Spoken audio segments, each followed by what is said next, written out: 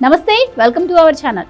అధికార పార్టీతో అంటకాగి అధికార పార్టీ నేతలు చెప్పినట్టు విని ఆపై వారిచ్చిన వెసులుబాటును క్యాష్ చేసుకున్న ఓ పోలీస్ అధికారి పరిస్థితి ఎలా ఉంటుందో సీనియర్ ఐపీఎస్ అధికారి ఎన్ సంజయ్ ను చూస్తే ఇట్టే అర్థం కాక మానదు. గత వైసీపీ జమానాలో నాటి సీఎం జగన్ ఇతర ప్రభుత్వ పెద్దలు చెప్పినట్టుగా సంజయ్ వ్యవహరించారు.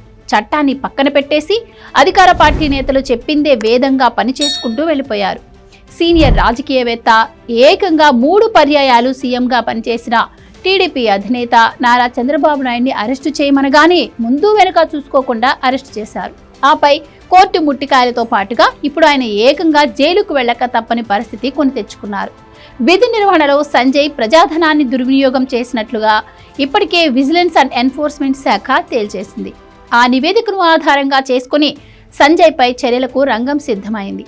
సిఐడి చీఫ్గా ఉన్న సమయంలో ఎస్సీ ఎస్టీల చట్టాలకు అవగాహన కోసమంటూ నాటి జగన్ సర్కార్ 1.18 కోట్లను కేటాయించగా ఇందులో నామమాత్రంగానే ఖర్చు చేసిన సంజయ్ ₹1 కోటి పైగా తన జోబులో వేసుకున్న సంగతి తెలిసిందే. ఇక అగ్నిమాపక శాఖ డీజీగా ఉన్న సమయంలో ఆయా కంపెనీలకు నో అబ్జెక్షన్ సర్టిఫికెట్ల జారీని కంప్యూటరీకరణ చేస్తాము అంటూ సంజయ్ సృష్టించిన కంపెనీ ముందుకు రాగా దానికి కూడా ఆయన ఏకంగా 59 లక్షల మేర బిల్లులు చెల్లించేశారు. పని చేయకుండానే సదరు సంస్థకు బిల్లులు చెల్లింపు కోసం సంజయ్ సంబంధిత అధికారులపై ఒత్తిడి తీసుకువచ్చారని కూడా విజిలెన్స్ విచారణలో తేలింది. దీంతో విజిలెన్స్ విచారణ నివేదికను పరిశీలించిన రాష్ట్ర ప్రభుత్వం ఆయనపై విచారణ చేయాలంటూ అవినీతి నిరోధక శాఖకు ఆదేశాలు జారీ చేసింది. ఐపీఎస్ అధికారి అయిన సంజయ్ పై విచారణకు ప్రభుత్వ ప్రధాన కార్యదర్శి అనుమతి అవసరం కాగా సంజయ్ పై విచారణకు అనుమతి ఇవ్వాలి అంటూ ఇప్పటికే సీఎస్ కు ఏసీబీ లేఖ రాసింది.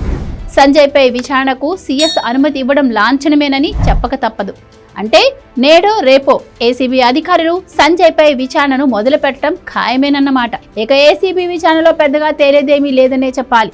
సిఐడి చీఫ్గా ఉన్నప్పుడు సంజయ్ చేసిన నిధుల దుర్వినియోగం, 5DGగా ఉన్న సమయంలో ఆయన తన కంపెనీలకు నిధుల ధారాదత్తం తదితరాలపై ఇప్పటికే విజిలెన్స్ శాఖకు పక్కా ఆధారాలున్నాయి. ఇవే ఆధారాలను ఏసీబీ కూడా తన విచారణకు వినియోగించుకునే అవకాశాలు ఉన్నాయి. వెరసి సంజయ్ చేసిన నిర్వాకాలకు సంబంధించి ఏసీబీ కొత్తగా తేల్చేదేమీ లేకుండా ఓ దర్యాప్తు సంస్థగా ఆయన అవినీతిని కోర్టులో పెట్టనుంది.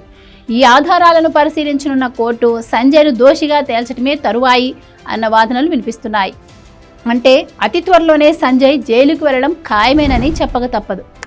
ఇప్పటికే విజిలెన్స్ నివేదికతో ప్రభుత్వం ఆయనపై సస్పెన్షన్ వేటు వేసింది. ఇక ఏసీబీ దర్యాప్తులో సంజయ్ దోషిగా తేలితే రిటైర్మెంట్కు ముందే సంజయ్ ఐపీఎస్ హోదాను కోల్పోవడం తప్పదనే చెప్పాలి. అధికార పక్షానికి మడుగులు వత్తే ఏ అధికారి అయినా సంజయ్ ఉదాంతాన్ని చూసైనా నిగ్రహించుకోవాల్సిన అవసరం ఉందన్న వాదనలు వినిపిస్తున్నాయి. Please subscribe to Leo news for more videos.